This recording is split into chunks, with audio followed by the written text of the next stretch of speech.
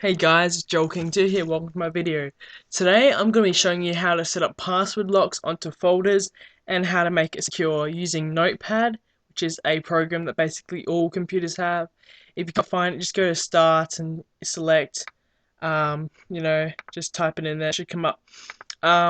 So what we first want to do is make a folder, because when we are making a Windows batch file, and basically the code that creates a file that it will password protect, so it's always good to have a starting thing.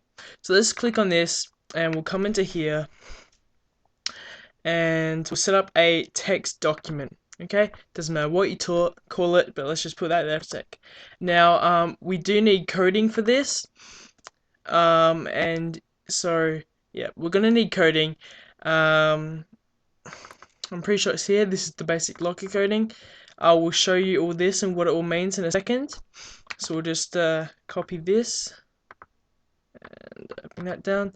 Okay, come into here. Click on text document. I'm going to paste all this code in here. I'll put the code in the description, okay? Okay, so I'm not going to explain all this details, but you can basically see most of this. So you want to put your password here. So for example, for this, I'm going to call the password test 1, 2, 3. I'll just go test. Okay? And then up here, this is the folder that will create. You can name it whatever you want, but the default thing is private. You can name it stuff if you want, so do that instead. Now you want to go save as, and you want to name it locker.bat. It really doesn't matter what you call it, but as long as you have the .bat at the end, so you can call it lock.bat or whatever you want. Then you want to save as type all files. You have to do that, otherwise this won't work. Okay, so we're going to do that. Save. Okay, and there's the lock. Now we're just going to click on this. Okay, and it's going to create the folder, and that's pretty cool. So now what we want to do is, so it's the folder create, and then it will say, do you want to lock the folder? Yes or no? Yes, I do. And the folder disappear. Now enter passwords and lock folder. Test. Folder locks.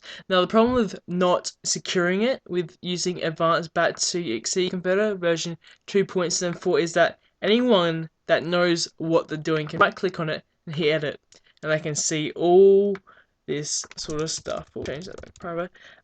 See all this sort of stuff. They can see your password. They can see everything. So that's why you want to secure it. Otherwise, it's not really a password lock. Okay. So I just thought I'd show you how that works. Now what I'm going to do is that. Okay, now what you want to do is go to your web browser, go to Google once it's loaded,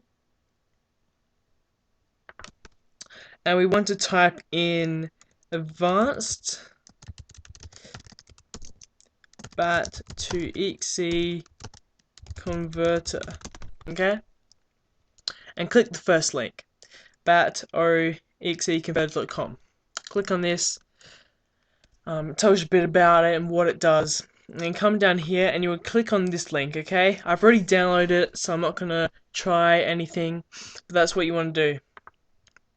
Okay, so now what you want to do is once it's all installed, okay, I'm not going to do the same process again. Once it's all installed, you want to click on the shortcut to it or whatever, and it's got this, okay? I'm going to explain some of this in a sec, but first you want to get out your folder which has the thing in it, the lock, and you want to drag the lock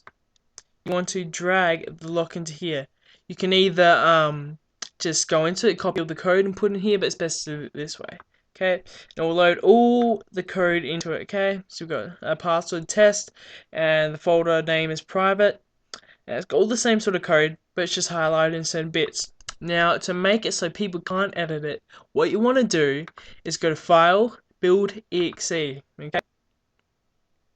Let this come up, and it will create it. So I'm just going to name it Lock, and I'm going to then save it to the desktop where I can access it easily. Okay, save as type, EXE files, hit save, and then Build EXE, and hopefully, yep, here it is, comes straight up. Okay, so we can delete this now, okay, and we're going to drag a lock into here. So now we can't right click on it and hit edit. So basically a hacker obviously could get past. It's pretty easy, but just for keeping people, say if you have a shared computer, you can keep people out of your personal files. I've got a lock on that and lock on that. It's just a lot easier, okay?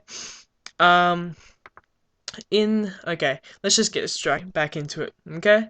So you click on it, okay, private folder create, you can dump all your stuff in here, whatever, with Bandicam in there, done. Now you want to hit lock. Are you sure you want to lock the folder? Yes. Okay, click on again, test, unlocks, and there's Bandicam. Whoops.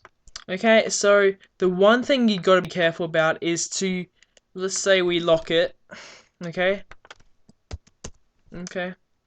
Now, I'm a high school student, just be clear, and one day I decided, okay, I'm gonna delete my lock. It's on my USB. You can also put this on USBs as well, like instead of putting a folder and then the lock inside, you can just put it straight into USB on how to lock that. Okay, and I was on the high school. You can end the episode here if you don't want to listen. This is just gonna be a little background story, but it's important to listen, otherwise you won't know what not to do. Okay, so I was at high school or school, and I was messing around, and I thought, okay, I'm just gonna delete the lock and change the password later. I'll just mess around with it. And I just went delete, and what happened was, so yep, the lock's gone to here, and the folder has, but on the school server, I'm not sure if all schools are like this, but sometimes when you delete the lock without taking all the files out of the folder private, it will actually delete like fully, so you may lose important files. I've done that before. I lost heaps of assignments and stuff. I hadn't really needed them because I'd all completed them, but just got to watch out for that. Thanks for watching, guys. I'll see you next time.